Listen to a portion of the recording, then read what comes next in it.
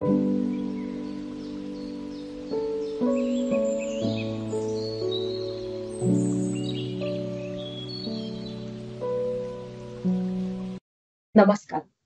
तुम्हा सर्वांचं स्वागत आहे या चॅनलवरती. स्वयंभू विजयी भव. मी सुप्रिया तुम्हा सर्वांचे मनपूर्वक स्वागत करते आहे आजच्या एका या नवीन विषयामध्ये. मागच्या काही भागांमध्ये आपण ध्यानाचे उपयोग, त्याचे बेनिफिट्स आणि त्या ध्यानामध्ये आपल्याला येणाऱ्या शंका कुशंका या सर्वांवरतीचे व्हिडिओज पाहिले होते. त्याचबरोबर अफर्मेशन्स आणि ध्यान या सगळ्यांची सांगड कशी घालायची आणि आपल्या आयुष्यामध्ये ध्यानाचा पुरेपूर उपयोग कसा करून घ्यायचा हे सुद्धा आपण पाहिलं होतं. तर आता यानंतर एक महत्वाचा प्रश्न असा उपस्थित होतो बघा मित्रांनो, की ध्यान काय आहे ते कळलंय, ध्यानाचे फायदे काय आहेत तेही कळलंय, शंका कुशंका ज्या काही होत्या त्यांचंही निरसन झालेलं आहे. पण आता सगळ्यात महत्वाचा प्रश्न उरतो तो म्हणजे मला ध्यान करायचं आहे पण मला वेळच नाही. तर बघा मित्रांनो, तुमचा सुद्धा हाच प्रश्न आहे का, की मला ध्यान करायचंय, मला माहितीये की ध्यान खरंच उपयुक्त आहे, पण काय करणार, मला वेळच होत नाही. मला नोकरी आहे, मुलांचं शिक्षण चालू आहे, घरची कामं असतात किंवा माझा बिझनेस आहे आणि माझ्या अजूनही कित्येक गोष्टी माझ्या रुटीन मध्ये चालू असतात की ज्यामुळे मला स्वतःला द्यायला वेळच मिळत नाही. मग मी ध्यानाला कुठून वेळ देणार? हा प्रश्न बऱ्याचदा आपल्याला ऐकायला मिळतो आणि आपल्याला सुद्धा बऱ्याचदा याचा अनुभव येतो सुद्धा. मग या सगळ्यावरती काय तोडगा काढायचा हेच आपण या आजच्या व्हिडिओमध्ये बघणार आहोत. तेव्हा हा व्हिडिओ शेवटपर्यंत नक्की पहा. तुम्हाला व्हिडिओ आवडल्यास लाईक, शेअर, सबस्क्राईब जरूर करा आणि तुमचं मत किंवा तुमच्या सजेशन्स किंवा तुम्हालाच जर आणखीन काही चांगली माहिती असेल तर ती कमेंट्समध्ये जरूर जरूर तुम्ही देऊ शकता. तर आता सुरुवात करूयात आपल्या आजच्या विषयाला. तर बघा मित्रांनो, मला आठवतंय की जेव्हा मला सुद्धा ध्यानाची माहिती कळली होती त्यावेळेला मला सुद्धा हाच प्रश्न पडला होता की घर सांभाळायचंय, नोकरी आहे, त्यानंतर बाकीचे अनेक आपले दिवसभरातले उद्योग चालू असतात. मग या सगळ्यामध्ये मी ध्यानासाठी वेळ कधी काढू? सुरुवातीला तर असं व्हायचं की अगदी 10 मिनिटं सुद्धा या ध्यानासाठी किंवा स्वतःसाठी देता यायचं नाही. बऱ्याचदा मन असं दोलायमान व्हायचं की आता माझ्याकडे आज 1 तास समजा फ्री आहे माझ्या सगळ्या बाकीच्या व्यस्त रुटीन मध्ये धरून, तर मग हा 1 तास मी माझ्या वाचनासाठी देऊ का, माझ्या व्यायामासाठी देऊ का, का मी वॉकला जाऊ, का मी काही माझ्या आवडीचं काही छंद जोपासू, का ध्यान करू, असा प्रश्न त्यावेळेला मला पडायचा. मग पुढे जाऊन काय व्हायला लागलं की मनामध्ये आणलं की बाबा ध्यानाचे जर एवढे खरंच फायदे आहेत तर आपण वेळ काढला पाहिजे. जर आवड असेल तर सवड ही नक्कीच मिळते.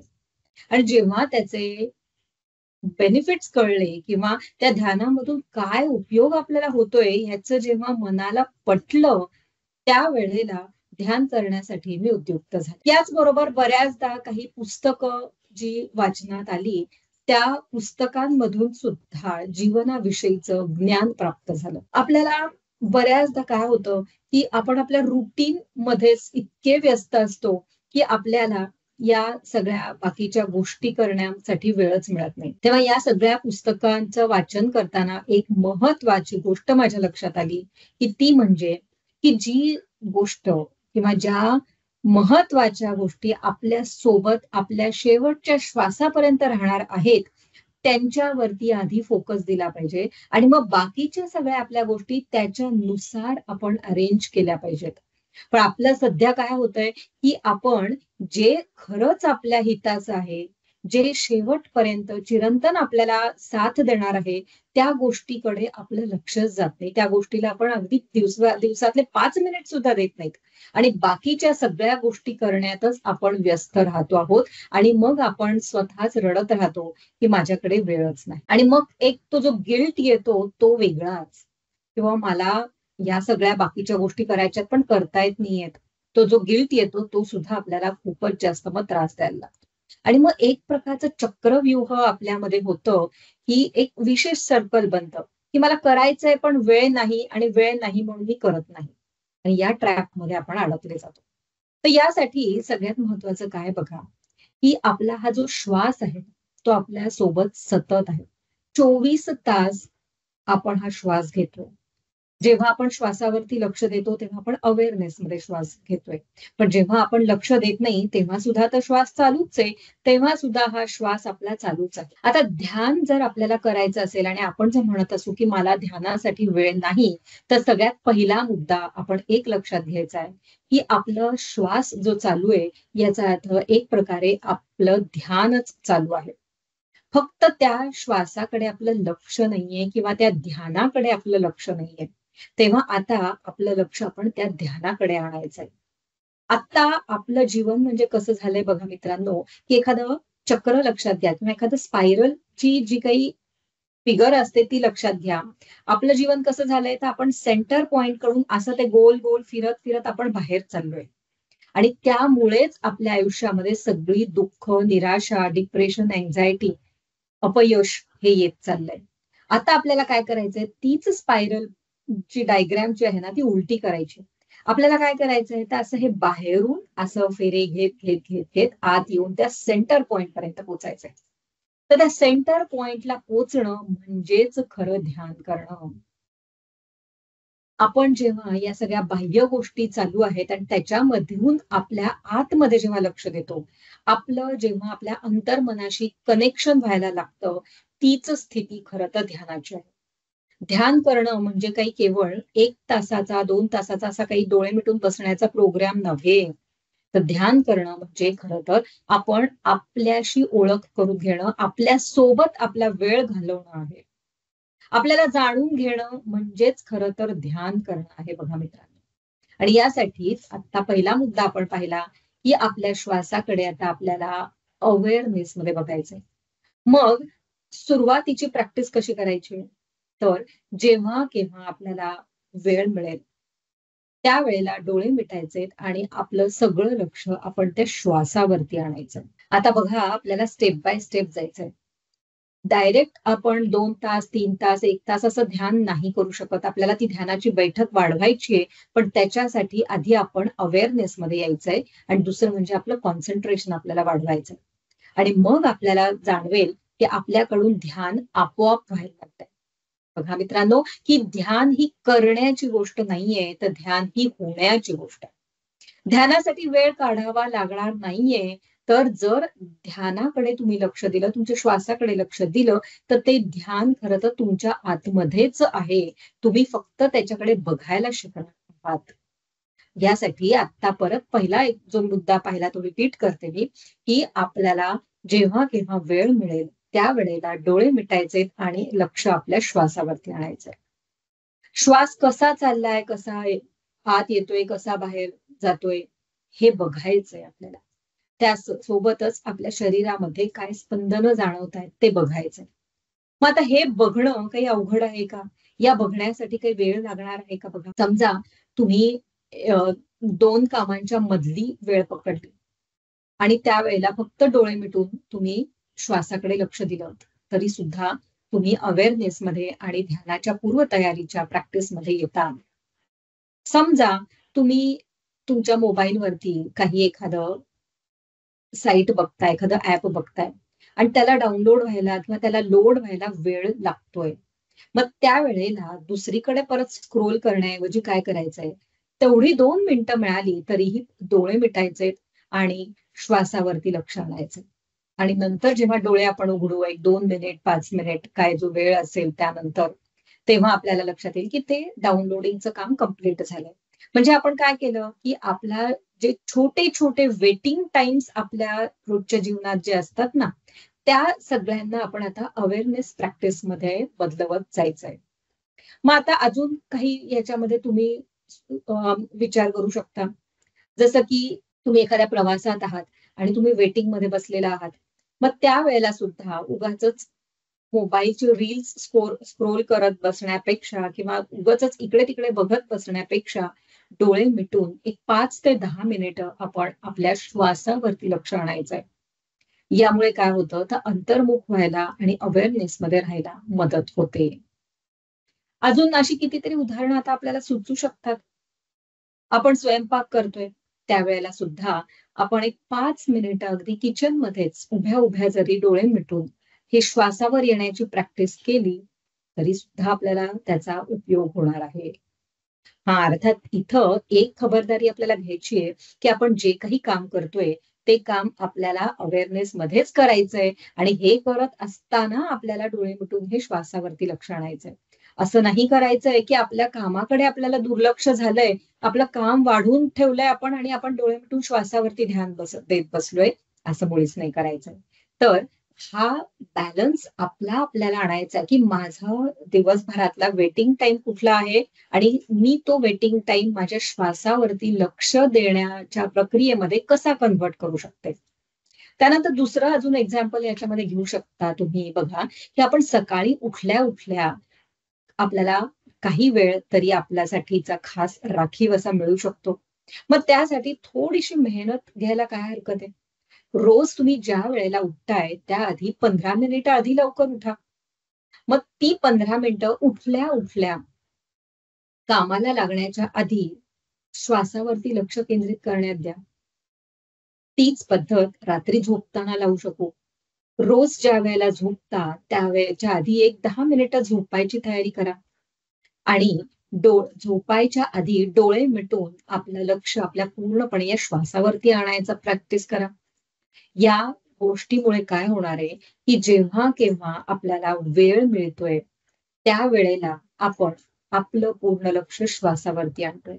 ही झाली आपली ध्यानाची पूर्वतयारी.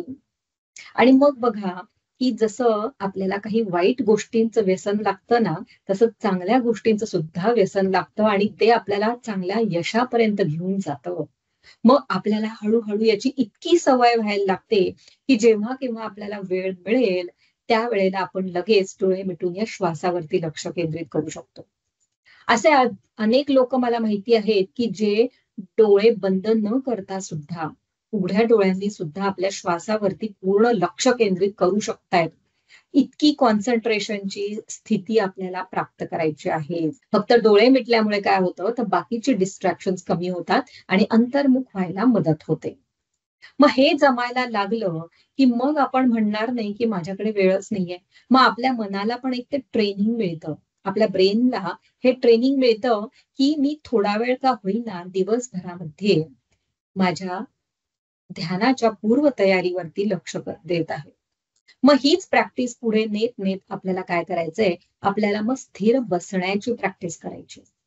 हे सुद्धा वेळ नाही, कारण इथं न घेता जो काही आपल्याला वेळ मिळेल 5 मिनिटं, 10 मिनिटं ही ध्यानाची पूर्वतयारी आपल्याला करायला सुरुवात करायची आहे.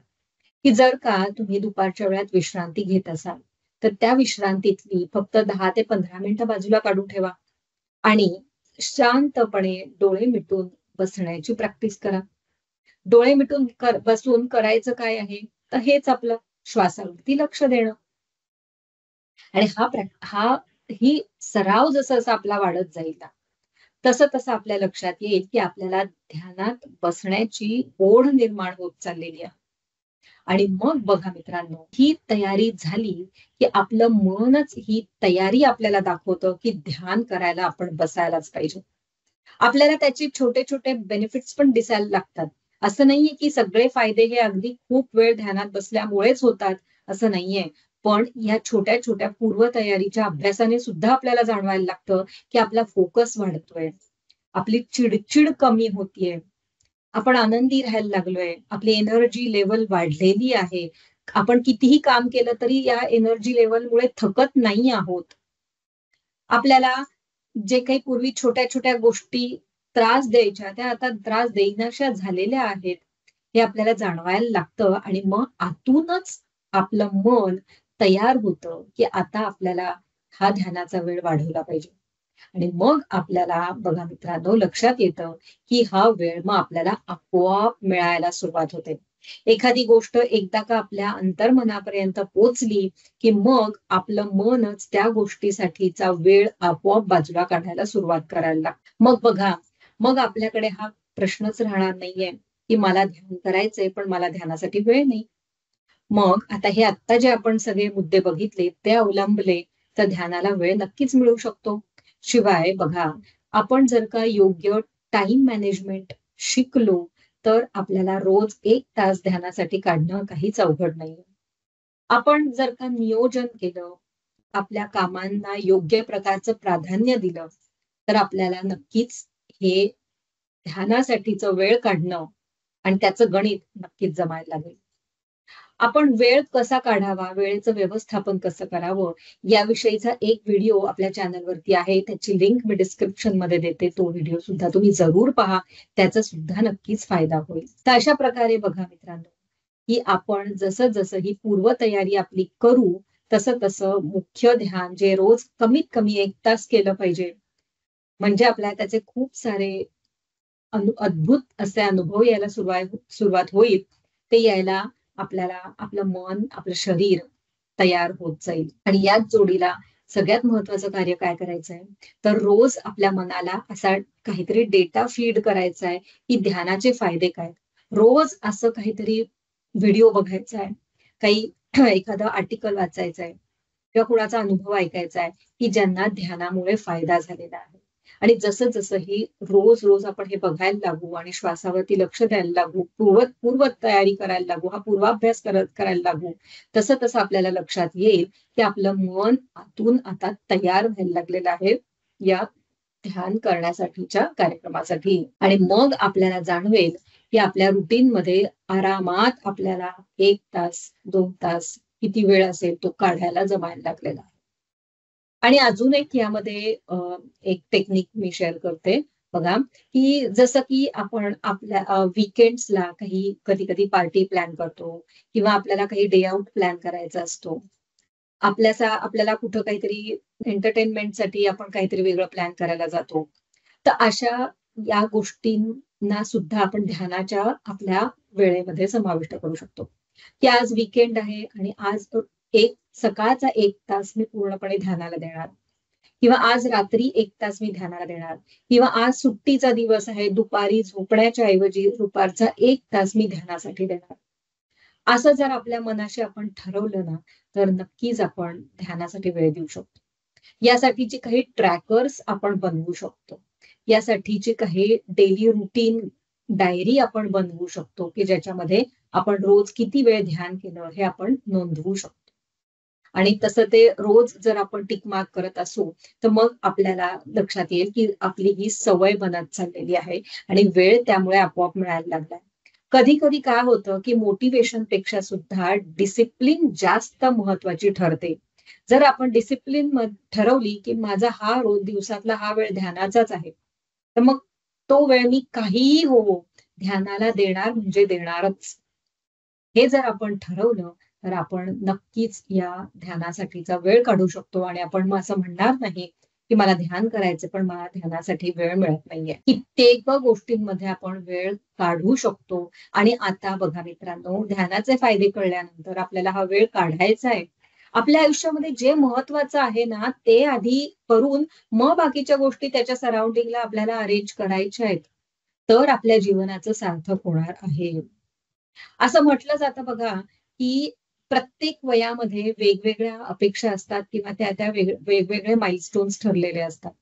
एक मेसेज WhatsAppवरती वाचला होता, की जेव्हा तुम्ही लहान असता, तेव्हा तुम्हाला विचारलं जातं, की तुम्हाला किती मार्क्स पडले? किती सर्टिफिकेट्स मिळाली आहेत? मग पुढे जाऊन तुमचं यशाचं परिमाण बदलतं. मग जेव्हा तुम्ही नोकरी करायला लागता, तरुण असता, त्यावेळेला तुम्हाला विचारलं जातं, मग तुमचा पगार किती आहे? तुम्हाला किती अवॉर्ड्स मिळालेले आहेत? तुम्हाला तुमचे किती परफॉर्मन्स अवॉर्ड्स मिळाले? परफॉर्मन्स रिलेटेड सर्टिफिकेट्स किती मिळालेली आहे? हे विचारलं जातं. मग जसं पुढे अजून तुमचं वय वाढत जातं. मध्यम वयाला जेव्हा तुम्ही येता, त्यावेळेला विचारलं जातं, मग तुमची मुलं काय करतात? मुलांना किती मार्क्स पडतायत? मुलांचं काय चाललंय? हे तुमच्या यशाचं परिमाण बनतं. पुढे जेव्हा तुम्ही वयस्कर होता, तेव्हा त्या म्हातारपणामध्ये विचारलं जातं, की तुमची तब्येत कशी आहे? सगळं ठीक आहे ना? सगळे रिपोर्ट्स नॉर्मल आहेत ना? हा प्रश्न विचारला जातो. बघा मित्रांनो, की आपण तेच आहोत.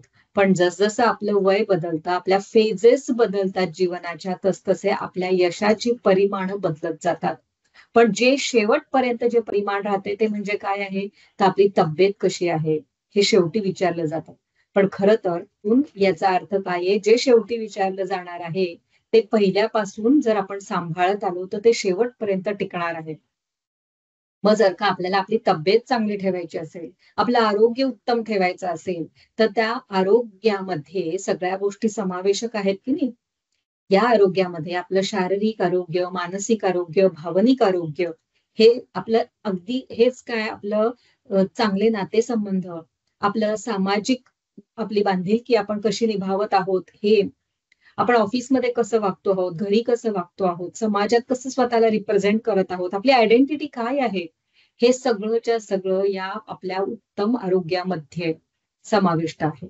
त्यामुळे आपल्या आयुर्वेदामध्ये उत्तम आरोग्याची व्याख्या काय केलेली आहे खरं तर उत्तम आरोग्य म्हणजे जेव्हा तुम्ही अतिशय आनंदामध्ये, प्रसन्न चित्ताने, उत्साहात तुमचं जीवन जगता आहात. शारीरिक, मानसिक, भावनिक या सगळ्या स्तरांवरती तुम्ही संतुलनमध्ये आहात. त्याचा अर्थ म्हणजे तुम्ही आरोग्यवान आहात. मग बघा मित्रांनो, आपल्याला पहिल्यापासून आरोग्यवान राहायचंय. केवळ त्या म्हातारपणाच्या फेजमध्येच आपल्याला आपलं आरोग्य चांगलं ठेवायचं असं नाही, तर throughout our life we have to live happy life. आणि या हॅपी लाईफची गुरुकिल्ली आहे ती म्हणजे ध्यान. त्यामुळे मित्रांनो, आजपासून ही जी गोष्ट अतिशय महत्वाची आहे आपल्या आयुष्यासाठी, त्याच्यासाठी वेळ नाही, हे आपण मुळीच बोलायचं नाहीये. वेळ काढायचा आहे. वेळ काढला तर तो जरूर मिळतो.